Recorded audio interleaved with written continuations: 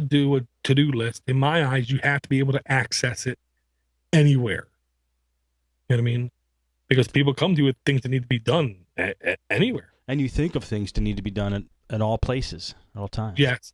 And I forget to do them just as many places. Me too. Yeah. Okay.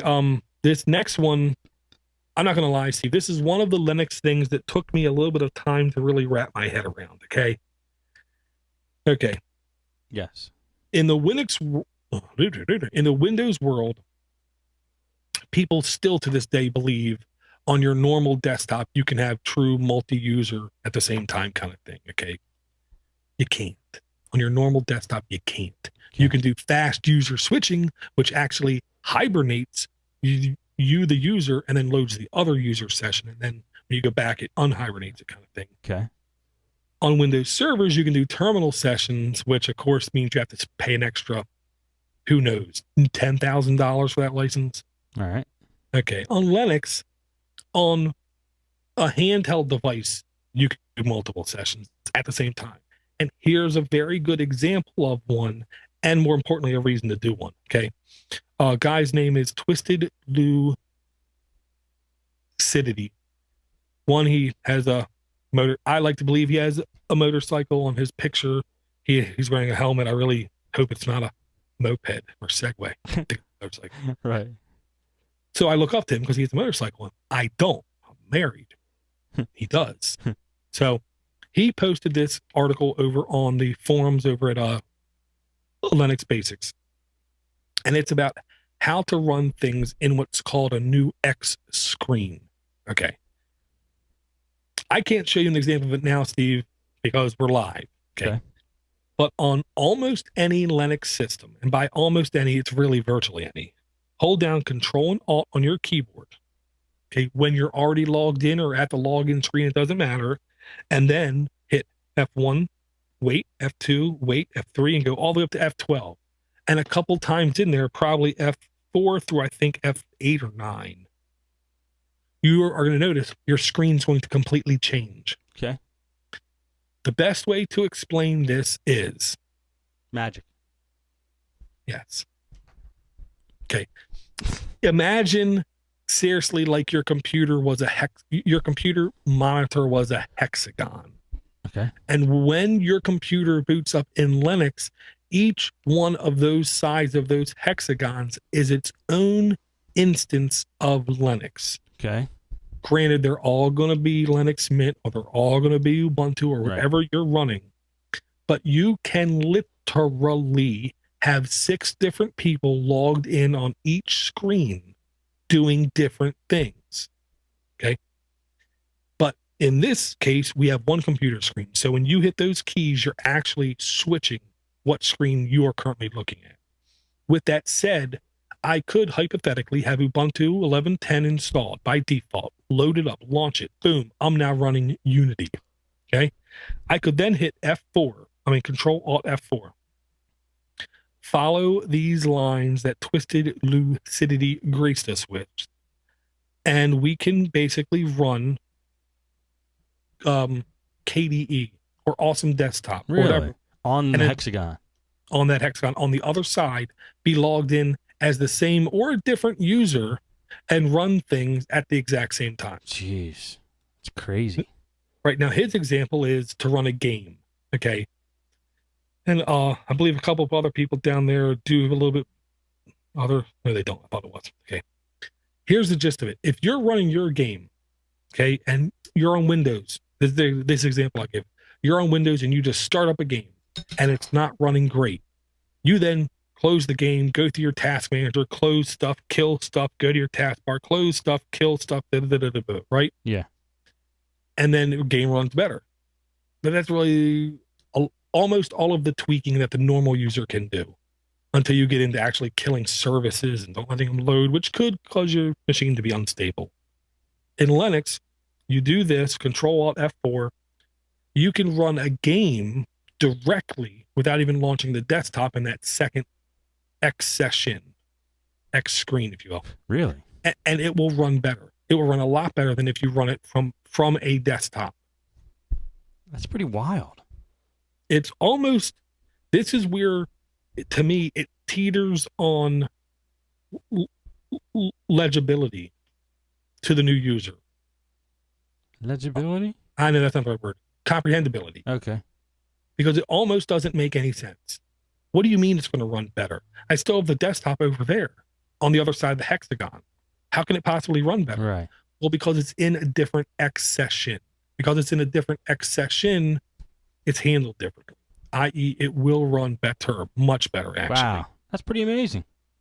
I like that. So I got to thank Twisted Lou City. He's the man.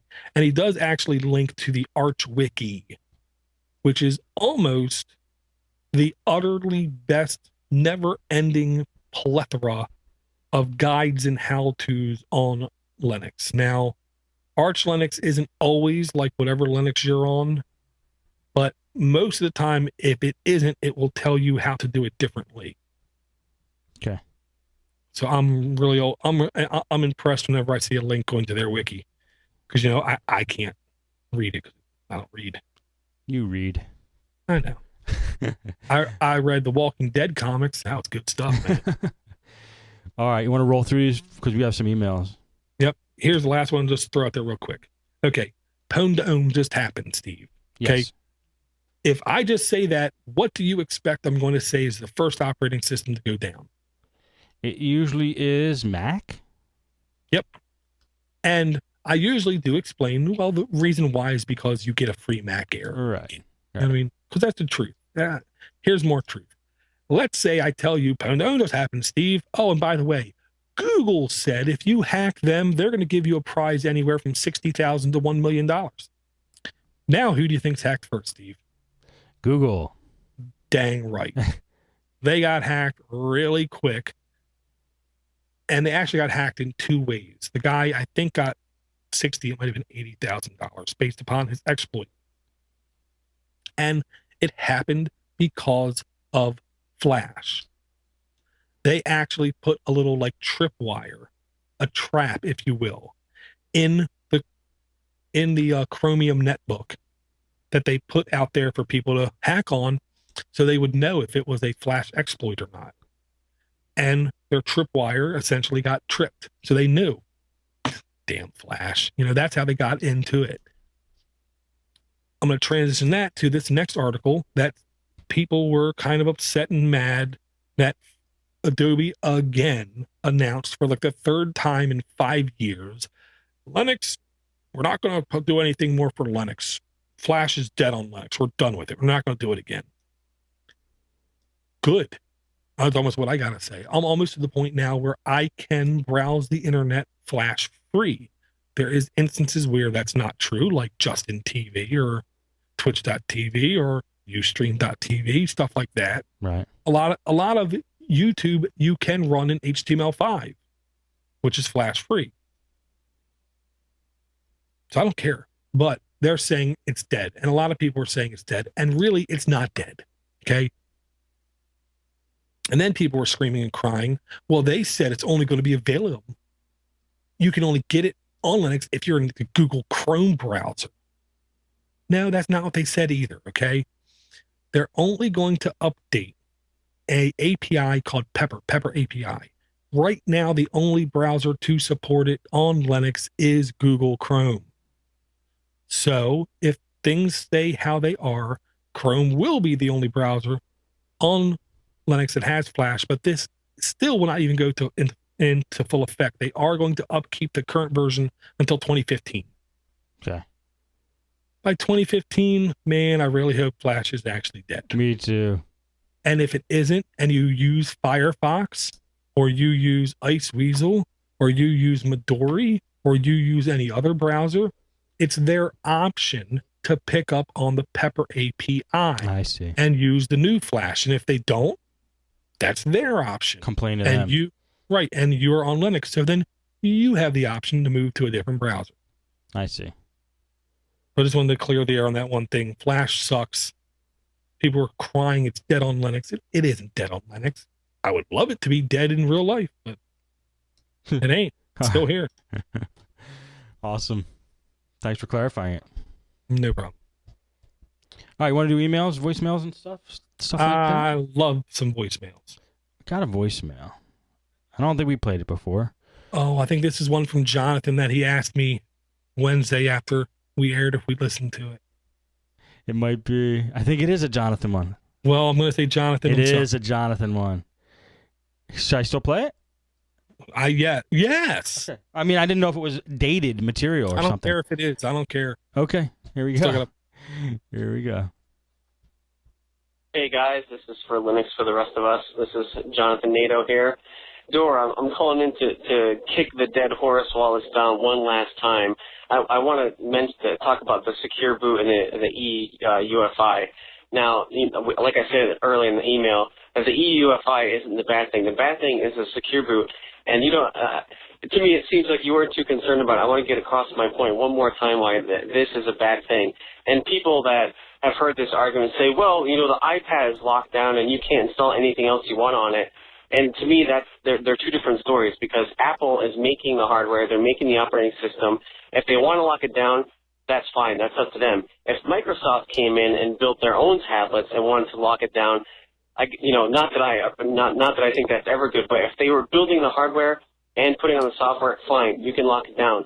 But for Microsoft to come in and tell the hardware manufacturers, dictating to them, you can build these tablets, but we want you to make it so no one else can install anything else on your hardware. Who is Microsoft to come in and tell other companies how to conduct their business? This might not be a very good example, but what if there's a tire manufacturer that got a hold of Ford and said, okay, Ford, we want you to build this car specifically to only fit our tires. We don't want you to be able to let anyone else put any other rims, any other tires on this car. You're going to build this car specifically for our tires. And like I said, that might not be a good example, but that's basically what Microsoft is doing to like HP and Asus, IBM, anyone that's going to be building these tablets. They're dictating to the hardware manufacturers how to conduct their business, and they're dictating them to lock other people out of the hardware that they're buying. And to me, that is never a good thing. That's not a good thing. And that's why it's such a bad thing. And again, you can go back to the car thing where even like Shell, like the gas company could say, okay, Chevy, we want you to build a car that will only run on Shell gasoline. And they would dictate to the company what type of car to build and sell to their customers. And that's not a good thing. It's not in the best interest as us as individuals. And it is, it's just not a good thing. So sorry if I'm keep beating this dead horse, but I want to get my point across. If Microsoft designed their own hardware, fine, they can lock it down like Apple. But for them to dictate to the hardware manufacturers what to do, how to conduct their business, that is a bad thing. So thanks a lot for the show, guys. I appreciate it, and keep it up. Keep up the great work. Thank you, Jonathan. I just have to say, early in the voicemail, he's saying, well, who is Microsoft to come in and tell them, the hardware manufacturers? They're Microsoft. I mean, they're the ones that are providing the operating system to these guys. They can do this if they want. And if the manufacturers want to sell these devices, then they have to listen to them. So when you say, who are they to say that they're who they are? I mean, they have the power. That's the problem. They have the power to say and do this. It might not be right, but they do have the power to do it and have companies respond because companies want to make money. So the hardware companies want to make money. And we've seen this kind of thing in the past, even with Intel. Intel basically blackmailed manufacturers and said, you are not going to make AMD computers. And if you do, you're going to have to pay more for our processors. Right. So it happens. Don't get me wrong, Jonathan. I absolutely agree with the final result of what you said. What I don't agree with is secure boot by itself isn't a bad thing. I love secure boot. But I want the ability to enable it and disable it when I want. I also much rather would have the ability to add my own custom keys to secure boot. So I can say, for instance, this computer can only boot Solus OS or only boot Triskel and nothing else. So if my computer gets stolen or whatever, they can't install Windows on it. I feel good with that. Makes sense. Right now with the tablet market, okay, on the desktop market, It's really, honestly, a little bit unclear. A couple people have went back and forth, including Windows people, especially. Went back and